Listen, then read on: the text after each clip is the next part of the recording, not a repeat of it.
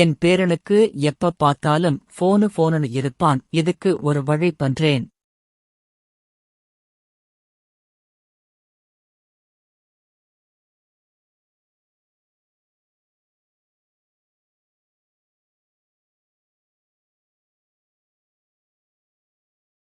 பாத்தீங்களா, இப்ப கூட போன பாத்துட்டு உட்கார்ந்து இருக்கான். அடே, இப்ப என் போனுதான் பாக்குரியா, வா உனக்கு ஒரு சேலஞ்ச் கொடுக்கிறேன்.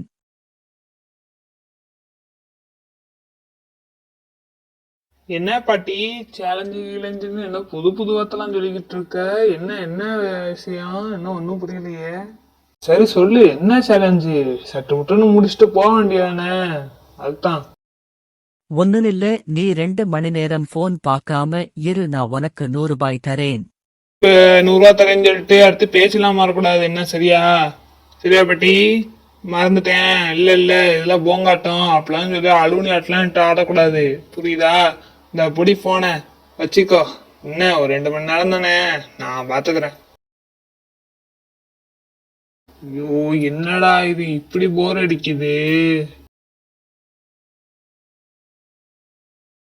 நெட் இல்லாம இருந்தாலும் போர் அடிக்குது, போன் இல்லாம இருந்தாலும் போர் அடிக்குது. போர் அடிக்கிறதுனால தான் நான் போனே பாக்குறேன். போனை பார்த்தாலும் எனக்கு போர் தான் அடிக்குது. இருந்தாலும் என்ன பண்றது, அதான் பார்க்க சொல்லுது. சுத்தமா டைம் போக மாட்டேங்குது. சரி, கொஞ்ச நேரம் படுக்க வச்சு செய்வோம். கொஞ்ச நேரமாச்சும் புத்தகத்தை எடுத்து படிடா. ஐயா, எப்பா, என்னடா டைமே போக மாட்டேங்குது. ஸோ, இந்த ஃபோன் இல்லாம இப்படி டைமே போக மாட்டேங்குதுடா சுத்தமா. என்னதான் பண்றதுன்னு தெரியல. பாட்டி, 100 ரூபாய் நீயே வச்சுக்க, எனக்கு இந்த போனை மட்டும் கையில கொடுத்துரு. தேங்க்ஸ் பாட்டி.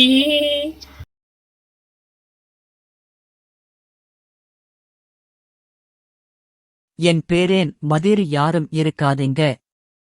போனுக்கு அடிமை ஆகாதீங்க.